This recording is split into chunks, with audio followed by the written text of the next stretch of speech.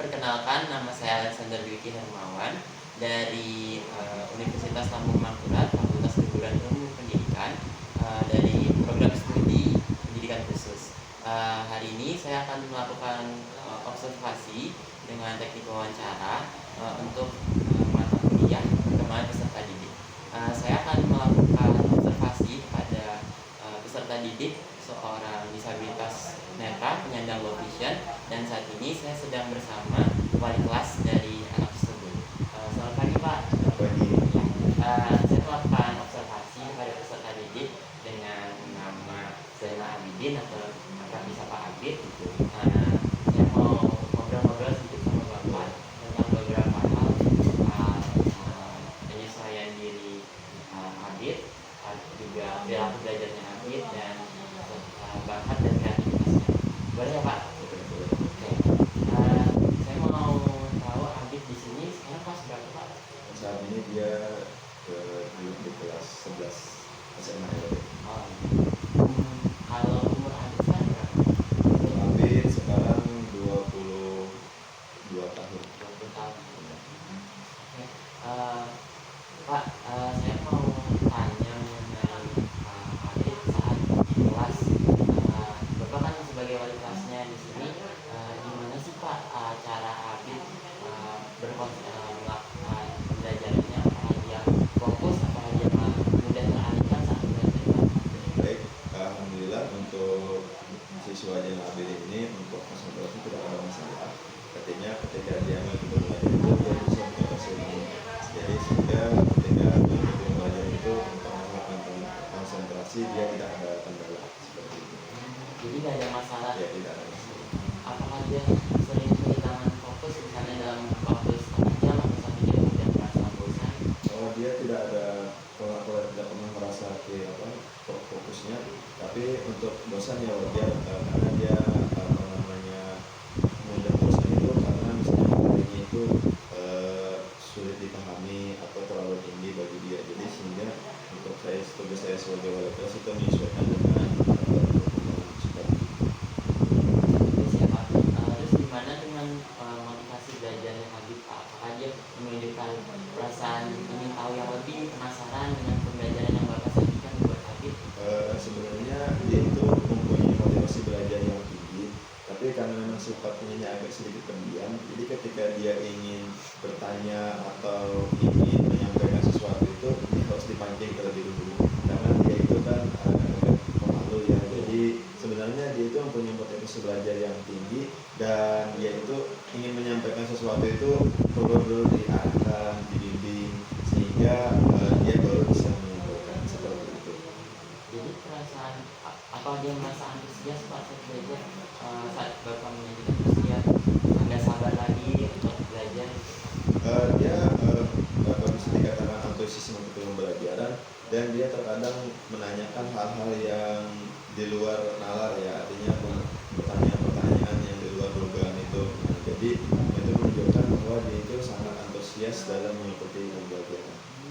Dia sangat antusias ya Pak. Terus Pak, gimana dengan strategi dia dalam belajar?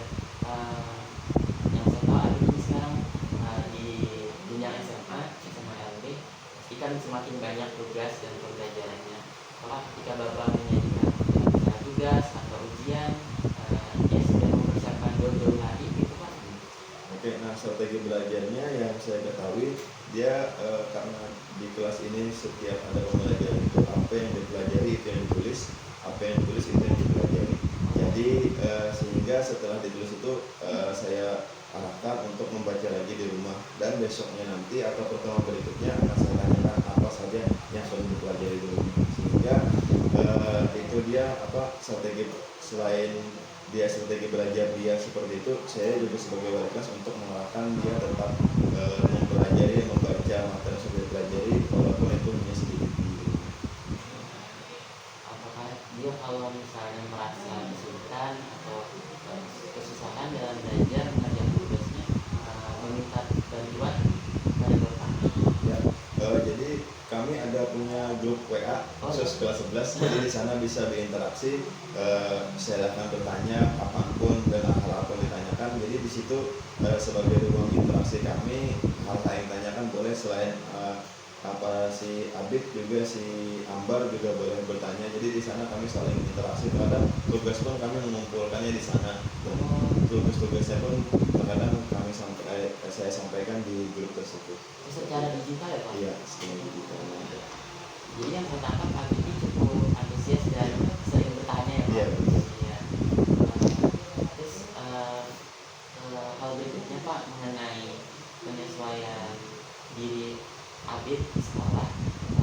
Saya tahu dia kan bisa apakah dia dalam belajar itu perlu penyesuaian diri, misalnya dalam hal menulisnya apakah sudah berat atau karena dia masih bisa menggunakan pakai huruf yang fontnya besar gitu Pak.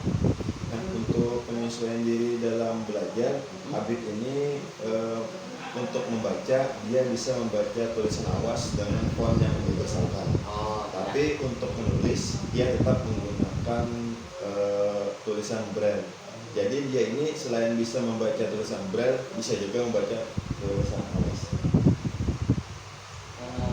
Terus bagaimana dia Pak melakukan interaksi dengan teman-teman sebayanya di sekolah, mengingat di SLB ini kan berbeda dengan sekolah umum yang jumlah siswanya lebih banyak, sedangkan di SLB ini kan anaknya cenderung jumlahnya lebih sedikit. Itu gimana Pak? Ya, untuk adaptasinya itu dia ini sudah saya sampaikan di awal tadi, karakternya ini kan memang agak sedikit pemalu ya.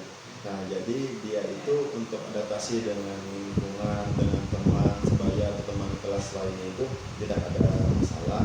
Tapi untuk berteman itu dia hanya ada mempunyai teman akrab 1-2 orang saja. Yang seperti mana dia itu kayak bukan menutup diri sih, tapi seperti untuk berteman dengan yang lain itu dia agak sedikit pemalu. Jadi kalau saat ini lebih akrabnya dengan Iqbal, dengan Ilham. Jadi itu saja adaptasinya. Apakah Bapak pernah tahu dia punya masalah atau konflik yang dia sendiri kesulitan untuk menyelesaikannya, jadi butuh bantuan Bapak?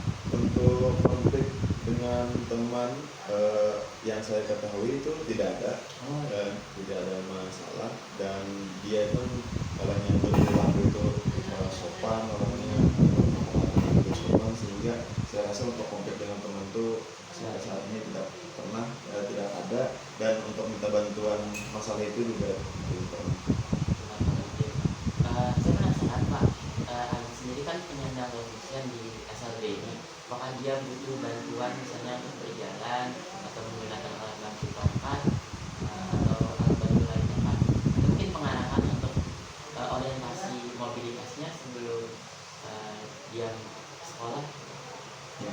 Untuk dia mobilitasnya sehari-hari, Abid ini kan masih mempunyai sisa pengetahuan location. Jadi sementara ini dia tidak bisa berjalan itu tidak menggunakan tongkat, dan untuk aktivitas sehari-hari itu dia tidak menggunakan alat bantu yang lainnya, dan sama seperti yang lainnya, cuma jarak pandangnya saja yang terbatas. Jadi kalau Abid itu kurang lebih jarak pandangnya 3 meter saja, jadi selebih itu dia agak kesulitan. Jadi kalau memang untuk berjalan ke sekolah, berjalan ke lingkungan sekolah, itu dia tidak ada masalah dan tidak menggunakan alat bantu seperti itu. Tadi Bapak kan berbicara tentang cara pembelajaran Bapak di grup WhatsApp, dan Bapak bisa kirim tugas ke sana, mereka bisa bantu tugas ke sana. Lalu gimana cara Abid menggunakan gadgetnya Pak? Apakah dia harus dekat-dekat untuk bisa baca atau pakai alat bantu membaca layar?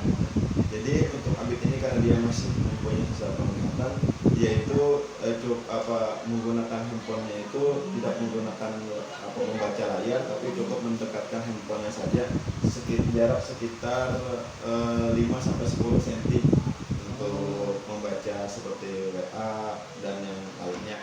Dan untuk menulis di komputer itu dia memerlukan font sekitar 20 ke atas dia bisa membaca. Jadi ketika dia mengetik atau dia membaca pesan itu memerlukan font jadi saja yang lebih besar dari sendiri.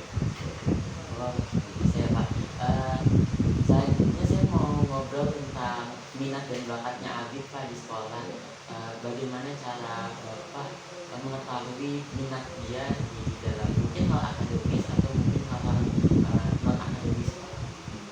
Oke, untuk minatnya dia ini lebih menyukai di bidang olahraga. Oh, Jadi dia ini tahun 2023 itu berhasil, kalau tidak salah tahun 2023 atau 2022 itu berhasil meraih juara satu pada ajang O2SN cabur catur tingkat PDBK di Provinsi Kalimantan Selatan.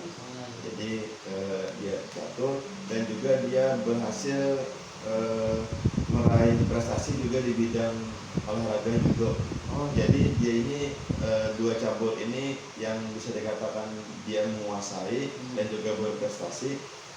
Untuk itu dia lebih aktif di bidang olahraga seperti itu. oh, ya, apakah ada prestasi di judonya juga Pak? Oh ya, untuk judo tahun 2021 kalau nggak salah yang beberapa mas di Papua dia berhasil meraih medali perak. Dan di tahun 2022 itu yang di kandangan dia berhasil meraih medali emas untuk judo tunanetra atau judo blind. Dan judo ya Pak? Blind judo. Luar biasa ya Pak. Dari situ jadi dia kalau anak peserta didik meskipun dia punya keterbatasan dalam hal penglihatan, kalau diberikan kesempatan dan meraih prestasi yang luar biasa. Ya, alhamdulillah di sini selain dia tergabung aktif di olahraga sekolah juga aktif di NPC, NPC Provinsi Kalimantan Selatan. Pak, kalau dari non akademis atau di hal akademis apakah ada Pak? Untuk di akademi saat ini masih belum ada, tapi dia kalau di kegiatan sekolah lebih aktif di pramuka. Jadi dia sedang mengikuti perkembangan di luar sekolah dan juga di internal sekolah. Aktif ya, Iya. aktif Pak. Terus apakah ada aktivitas yang dia senang lakukan di masa waktu luangnya Pak? Oh ya, karena dia masih mengisi penglihatan, ya waktu senggangnya sama seperti anak pada umumnya bermain game, dan gamenya itu tidak lepas juga biasa juga main catur. Nah, jadi walaupun dia main game tapi gamenya game catur. Jadi dia biasanya bermain catur melalui aplikasi di handphone. Apakah Bapak menilai dari dia bermain catur itu kreativitasnya berkembang dengan membentuk strategi atau hal-hal lainnya Pak? Ya, dari situ setelah setelah dia belajar main catur itu dan beberapa tahun terakhir ini, ketika dia mengambil keputusan itu dia lebih berpikir untuk memperhatikan sebab dan juga akibatnya. Nah, saya rasa mungkin dampak dari permainan catur itu dia dalam mengambil keputusan itu lebih berhati-hati. Saya jadi dapat banyak hal dari Abid dan juga Bapak. Saya merasa luar biasa mendengarnya Pak, dari cara dia menyelesaikan diri, cara dia belajar, dan prestasinya, bakat-bakatnya juga yang luar biasa. Saya rasa cukup Pak. Sekian juga terima kasih buat info-infonya.